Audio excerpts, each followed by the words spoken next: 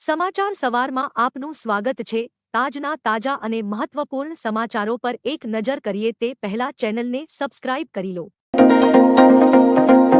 આજે આ જિલ્લાઓમાં વરસાદની શક્યતા। ગુજરાતમાં અઠવાડિયાથી હળવોથી મધ્યમ વરસાદ વરસી રહ્યો છે, ત્યારે હવામાન વિભાગે કરેલી આગાહી પ્રમાણે આજે 17 ઓગસ્ટના રોજ બનાસકાંઠા, પાટણ અને મહેસાણા, સાબરકાંઠા, ગાંધીનગર અને અરવલ્લી, ખેડા, અમદાવાદ અને આણંદ, પંચમહાલ, દાહોદ શહેર અને મહીસાગર, વડોદરા, છોટા ઉદેપુર અને નર્મદા, ભરૂચ, સુરત અને ડાંગ, તાપી, નવસારી અને વલસાડ જિલ્લામાં મોટાભાગના સ્થળોએ ગાજવીજ સાથે વરસાદ થઈ શકે છે। સુરેન્દ્રનગર, રાજકોટ અને જામનગર, પોરબંદર, જૂનાગઢ અને અમરેલી, ભાવનગર, મોરબી અને દ્વારકા, ગીર સોમનાથ, બોટાદ અને કચ્છ જિલ્લામાં અમુક ભાગોમાં હળવોથી મધ્યમ વરસાદ થઈ શકે છે। ઇસરોએ લોન્ચ કર્યું SSLV D3 રોકેટ, હવે આપત્તિઓ પર રહેશે નજર। ઇસરો દ્વારા 16 ઓગસ્ટની સવારે શ્રી હરિકોટાના સતીશ ધવન સ્પેસ સેન્ટર પરથી SSLV D3 રોકેટ લોન્ચ કરવામાં આવ્યું છે। SSLV D3 રોકેટની અંદર US અર્થ ઓબ્ઝર્વેશન સેટેલાઇટ લોન્ચ કરવામાં આવ્યો છે। તેની સાથે જ નાનું સેટેલાઇટ SRO ડેમોસોટ પણ પેસેન્જર સેટેલાઇટની માફક છોડવામાં આવ્યું છે। આ મિશનનું આયુષ્ય 1 વર્ષનું છે, જે આપત્તિ દરમિયાન એલર્ટ આપશે। દેશને એક નવું ઓપરેશન રોકેટ મળ્યું છે। અંબાલાલ પટેલની આગાહી, જાણો ક્યારથી મુશળધાર વરસાદ થશે। છેલ્લા કેટલાક દિવસથી રાજ્યમાં હળવો વરસાદ વરસી રહ્યો છે, જેને લીધે વાતાવરણમાં ઉકળાટ જોવા મળી રહ્યો છે। તેમણે જણાવ્યું કે અરબી સમુદ્રમાં એક સિસ્ટમ બનવા જઈ રહી છે। તારીખ 17મી થી આ સિસ્ટમ ધીરે ધીરે અરબ સાગરમાં આવતી જશે અને તારીખ 20 થી આ સિસ્ટમ મજબૂત થતી જણાશે, જેથી 25 તારીખ સુધીમાં દક્ષિણ ગુજરાત, દક્ષિણ સૌરાષ્ટ્ર, મધ્ય ગુજરાત, પંચમહાલ, ઉત્તર ગુજરાત, સાબરકાંઠા અને કચ્છના ભાગોમાં વરસાદ થવાની શક્યતા છે।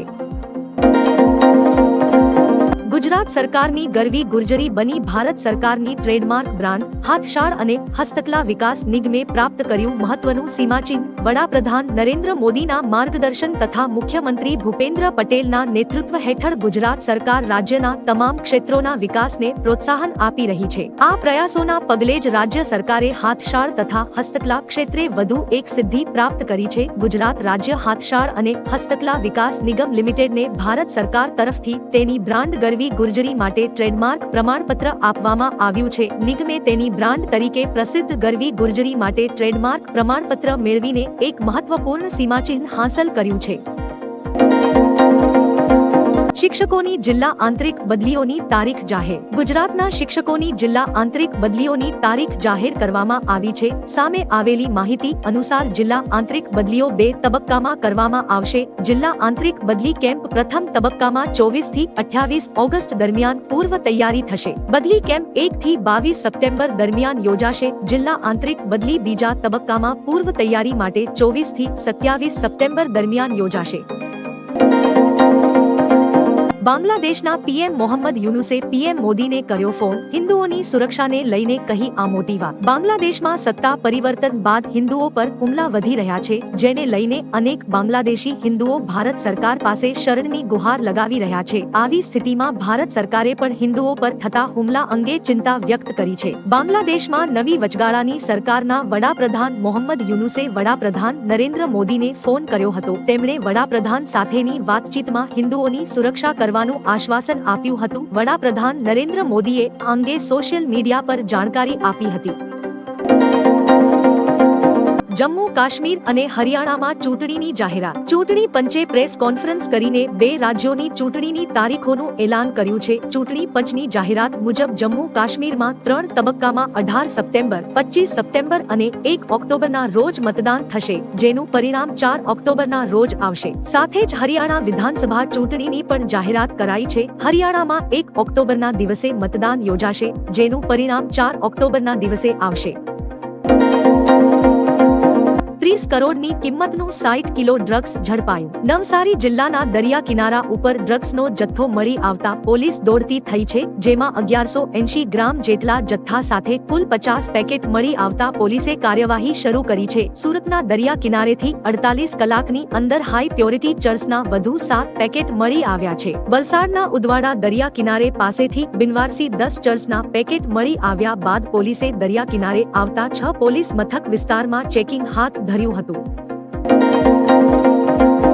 7 જુગારીઓને ₹1,63,000 મુદ્દામાલ સાથે ઝડપ્યા. ડીસા તાલુકાના માલગઢ ગામે જુગાર રમવા એકત્ર થયેલા સ્થળ પર બનાસકાંઠા એલસીબી પોલીસે રેડ કરી જુગાર રમતા 7 શખ્સોને ઝડપી પાડ્યા હતા. ખાનગી બાતમીના આધારે ડીસા તાલુકાના માલગઢ ગામે આવેલ વૈષ્ણોદેવી કોલ્ડ સ્ટોરેજની પાછળના ભાગે ઓચિંતી રેડ કરી પોલીસે જુગાર રમતા 7 શખ્સોને રંગે હાથ ઝડપી તેમની પાસેથી જુગારની રોકડ રકમ, મોબાઈલ અને બાઇક સહિત કુલ મળી કુલ ₹1,63,000નો મુદ્દામાલ જપ્ત કર્યો છે.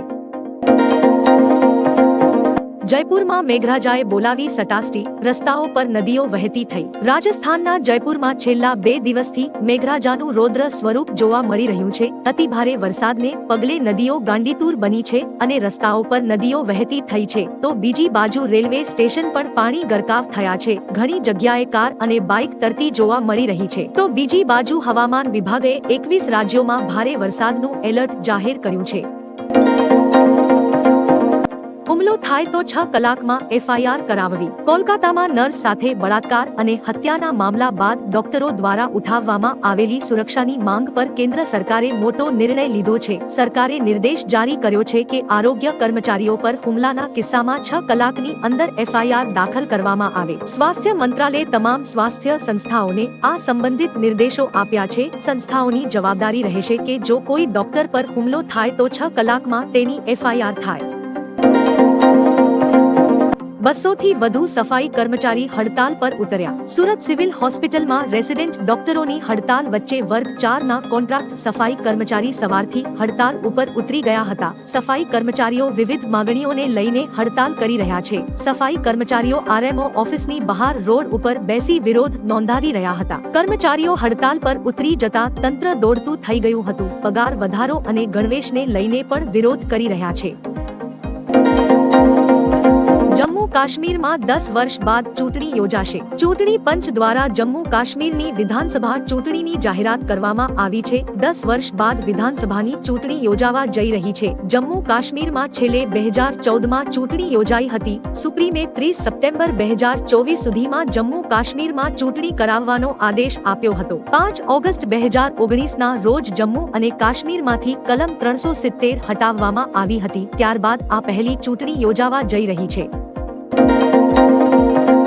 રાહુલ ગાંધીને પાછળ બેસાડવા પર રક્ષા મંત્રાલયનો જવાબ. સ્વતંત્રતા દિવસના કાર્યક્રમમાં કોંગ્રેસના સાંસદ રાહુલ ગાંધીને પાછળની લાઇનમાં બેસાડવા પર વિવાદ શરૂ થયો છે, જેના જવાબમાં સંરક્ષણ મંત્રાલયનું નિવેદન આવ્યું છે. મંત્રાલયે કહ્યું કે આગળની હરોળ હોકી ખેલાડીઓ માટે ફાળવવામાં આવી હતી, જેના કારણે રાહુલ ગાંધીને પાછળ બેસવું પડ્યું હતું. ઉલ્લેખનીય છે કે રાહુલ ગાંધીની પાછળ વધુ 2 લાઇનો હતી, જેના પર કેટલાક મહેમાનો બેઠા હતા.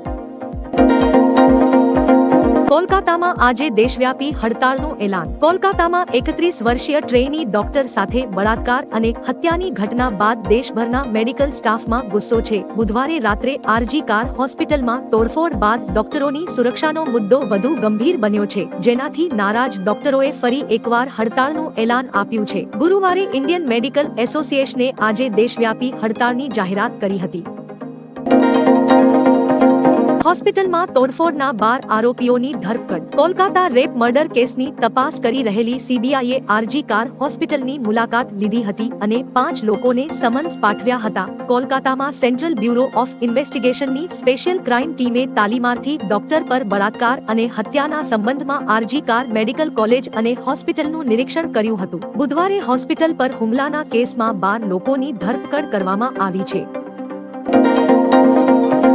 ઝારખંડના પૂર્વ સીએમ ચંપી સોરેન ભાજપમાં જોડાઈ શકે. ઝારખંડના પૂર્વ સીએમ ચંપી સોરેન ભાજપમાં જોડાઈ શકે છે. સીએમ પદ પરથી હટાવ્યા બાદ તેઓ ખૂબ નારાજ હતા. સૂત્રોના જણાવ્યા અનુસાર તેઓ આગામી 1-2 દિવસમાં દિલ્હીમાં ભાજપમાં જોડાઈ શકે છે. ઉલ્લેખનીય છે કે હેમંત સોરેન જેલમાં ગયા બાદ જેએમએમએ ચંપી સોરેનને સીએમ બનાવ્યા હતા. હેમંત સોરેન જેલમાંથી છૂટતા તેમને સીએમ પદથી હટાવાયા હતા. સાથે જ જેએમએમના ઘણા ધારાસભ્યો પક્ષ બદલે તેવી શક્યતા છે.